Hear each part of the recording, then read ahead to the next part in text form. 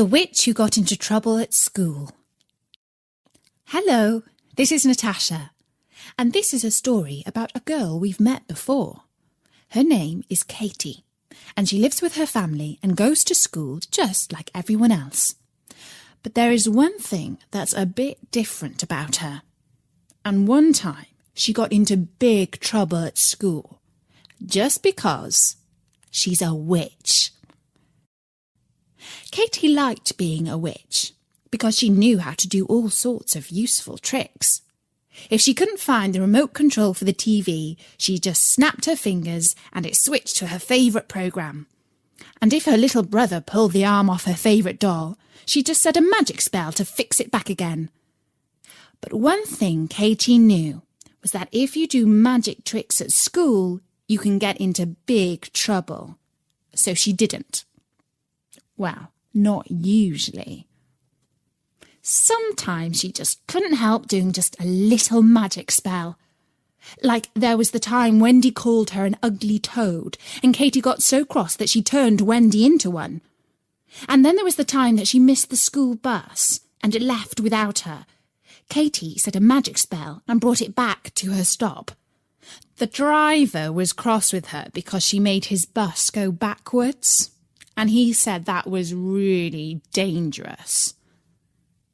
But most of the time, Katie didn't do any tricks at school. She just worked and played like a normal girl. It was the summer, and the school year had almost come to an end, and everyone was looking forward to the long holidays.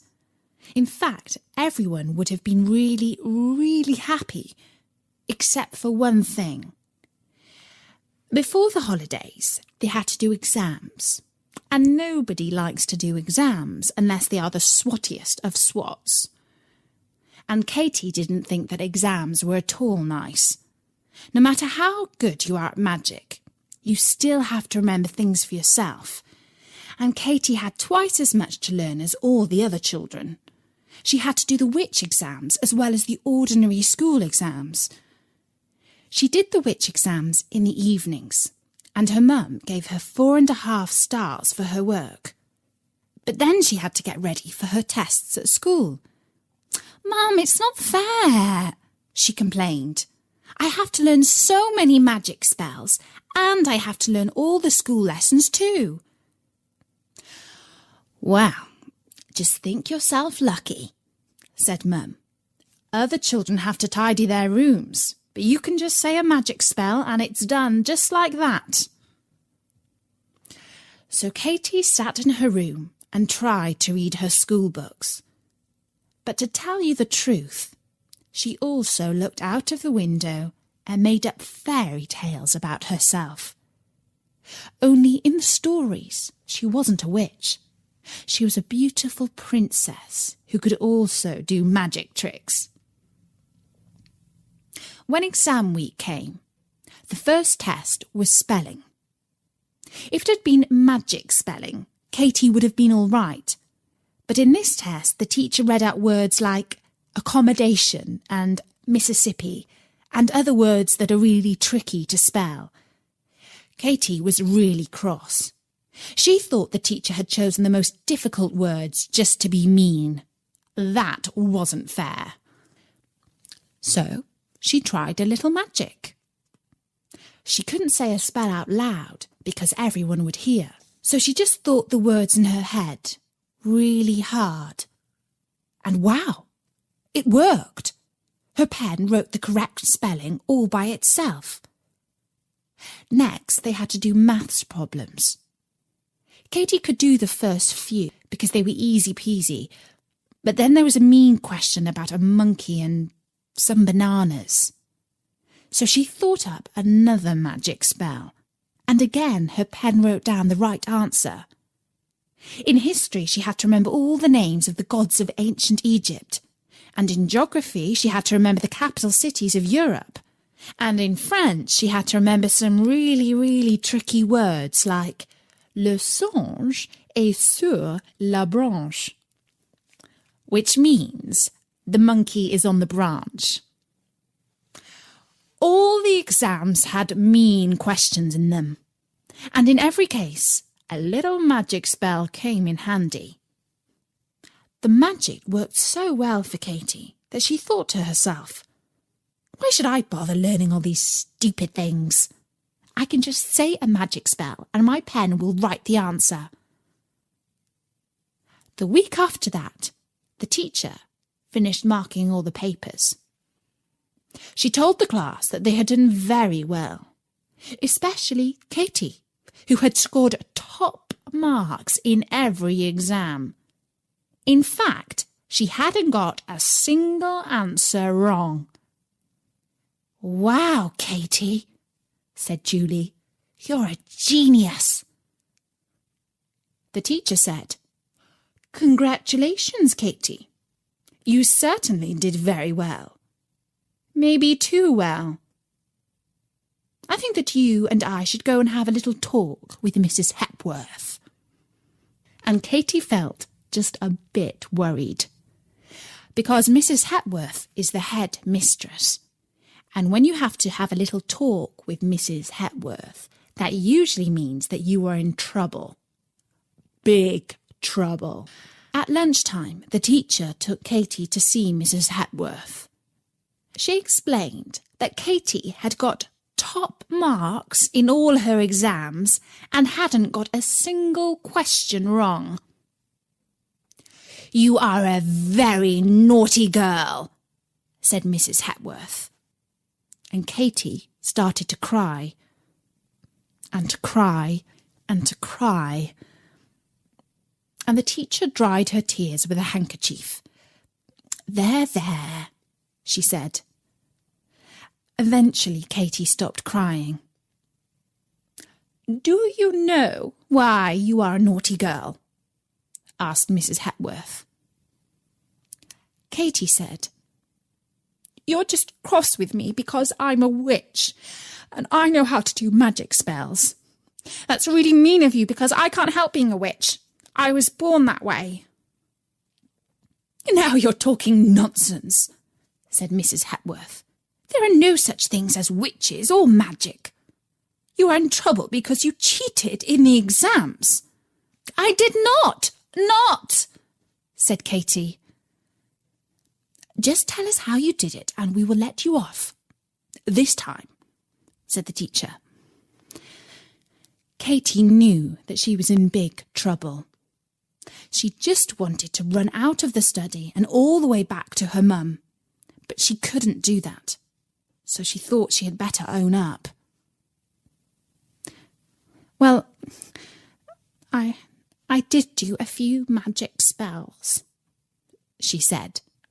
"Just little ones." But they didn't believe her. "Oh dear. What are we going to do with this problem child?"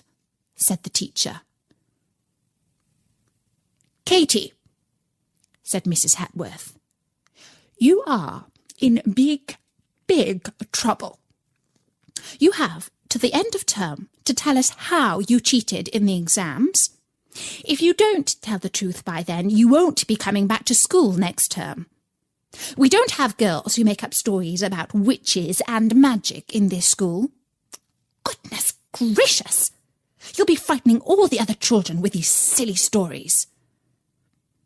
And Katy was really very sad about that, because she was telling the truth about being a witch, and it wasn't fair. It was the last week of term, and before the holidays the school always had a special treat. This term, Katy's class went on a trip to the safari park. It was a big park full of wild animals from places like Africa. There were giraffes and elephants and long-legged deer called gazelles. Katy's class were all safe inside the bus, and they looked out of the window at all the animals. It was ever so cool. Everyone was really excited and happy, except for Katy. She was sad because she was still in big trouble. The best animals were the chimpanzees. They climbed all over the bus. The driver got really cross when they stole his windscreen wipers, Everyone else thought that was very funny. And the lions were good too, even if they were a bit scary. They had lunch in a restaurant on top of a tall rock. The rock was on a big island surrounded by water, and in the water there were crocodiles. And the crocodiles were really scary, even more scary than the lions. There was a boy in Katie's class called Clive. Clive was always doing silly things, but the teachers didn't seem to mind. Clive never got into trouble, however silly he was. But then he didn't know how to do magic, so that was probably why he was always getting away with things.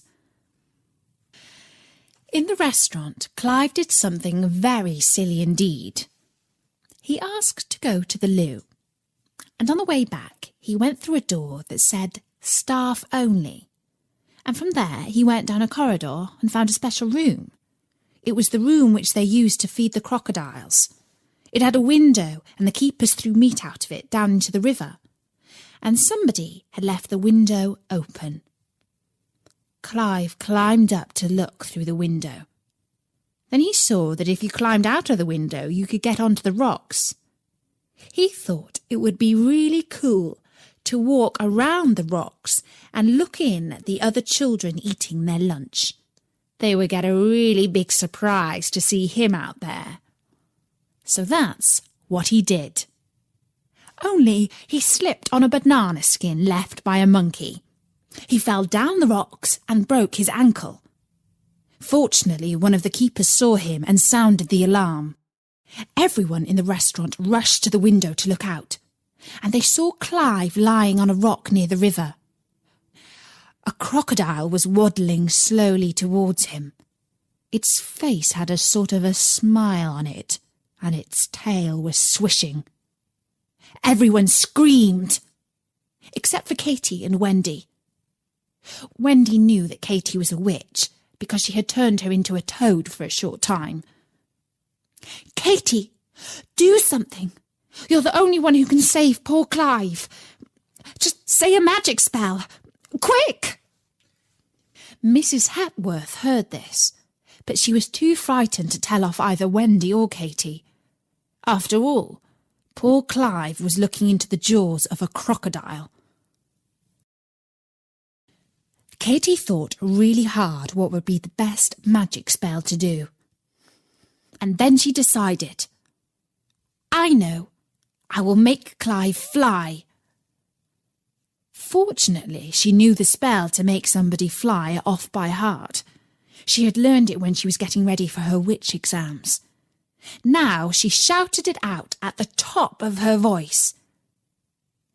I can't tell you what she said because it's a secret, but it worked well because everyone saw Clive rise up in the air and gently fly back up into the restaurant. Even the crocodile was impressed. Then Katie said another spell to make everyone forget what they had just seen, except for the crocodile and Mrs. Hepworth.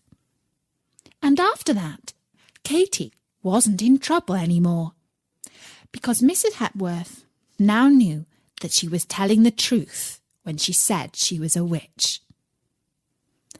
And Katie was glad that she had worked very hard that term to learn all her magic spells.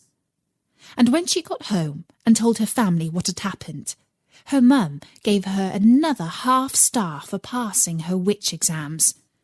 So now Katie was a 5-star witch.